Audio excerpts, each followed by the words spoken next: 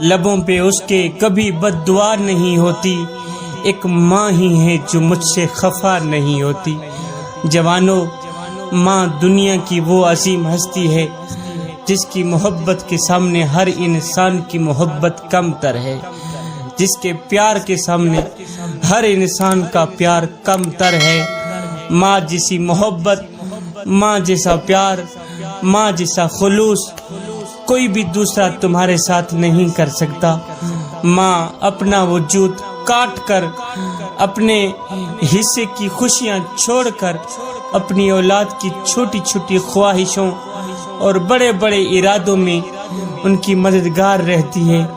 ماں وہ ہستی ہے جس کے سامنے صرف اور صرف اولاد کی بہتری اور اس کی خوشی ہوتی ہے۔ ماں کی عظمت کا اس سے بڑا ثبوت کیا ہوگا کہ اللہ کریم جب انسان سے محبت کا دعویٰ کرتا ہے تو اس کے لیے محبت کی مثال ماں کو بناتا ہے اور کہتا ہے، بندے میں انسان کے ساتھ 70 ماؤں سے بھی زیادہ محبت کرتا ہوں، 70 ماؤں سے بھی زیادہ۔ اللہ اکبر، یعنی بے پناہ محبت کرتا ہوں۔ دوسری جانب میرے کریم نبی علیہ الصلاۃ والسلام نے بھی فرمایا ہے کہ ماں کے قدموں تلے تمہاری جنت ہے۔ اس فرمان سے ماں کے مقام کا اندازہ ہوتا ہے کہ جو بھی شخص اپنی ماں کی خوشی کا خیال کرتا ہے، اس کا احترام کرتا ہے، اس سے محبت کرتا ہے، تو اللہ اور اس کا رسول بھی اس سے خاص خاص محبت کرتا ہے، اس کے لیے جنت لکھ دیتا ہے۔ ماں کی عظمت کے بارے میں ایک واقعہ بہت اہم ہے۔ میرے کریم نبی علیہ السلام کے زمانے میں ایک شخص موت کے قریب تھا، مگر نہ اس کی زبان سے کلمہ جاری ہوتا تھا اور نہ ہی اس کی روح نکلتی۔ وہ نہایت ہی تکلیف میں تھا۔ صحابہ میں سے کچھ لوگ نبی علیہ السلام کی خدمت میں حاضر ہوئے اور ساری کیفیت بتائی۔ میرے کریم نبی نے پوچھا، کیا اس شخص کی والدہ زندہ ہے؟ بتایا گیا، جی ماں بھی زندہ ہے اس کی، مگر اس سے ناراض ہے۔ تب میرے کریم نبی نے فرمایا، اس کی والدہ سے جا کے کہو کہ وہ اسے معاف کر دے۔ جب والدہ نے معاف کرنے سے انکار کیا تو حضور نبی اکرم صلی اللہ علیہ وسلم نے صحابہ کو حکم دیا کہ وہ لکڑیاں اکٹھی کریں تاکہ اس شخص کو جلا دیا جائے۔ اس کی ماں اس کے اوپر ناراض ہے، صاف ظاہر ہے اس نے کوئی نہ کوئی ظلم کیا ہوگا، ماں ناراض ہے، اس کو جلا دیا جائے۔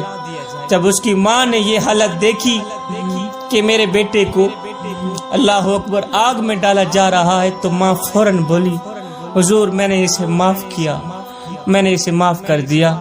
جب ماں نے اسے معاف کیا تو پھر اس شخص کی زبان سے کلمہ بھی جاری ہو گیا۔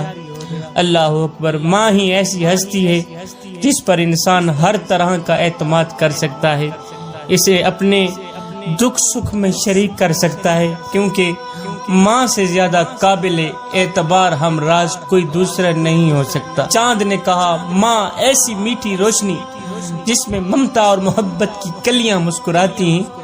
چاندنی نے کہا، ماں ایسی روشنی ہے جس میں تپش نہیں ہوتی۔ تاریکی نے کہا، ماں ایک ایسا روشن ستارہ ہے جو اندھیرے میں روشنی بکھیرتی ہے۔ سمندر نے کہا، ماں کا دل ساگر سے بھی زیادہ گہرا ہے جہاں پر رنج و غم چھپ جاتے ہیں۔ مالی نے کہا، ماں ایک چمن ہے جس کے پھولوں کی رنگت کبھی مانت نہیں پڑتی۔ پھولوں نے کہا، ماں ایسی خوشبو ہے جس کی وجود سے پوری کائنات معطر رہتی ہے۔ اور ایک قدرت نے کہا، ماں میری طرف سے دنیا والوں کے لیے عظیم تحفہ ہے۔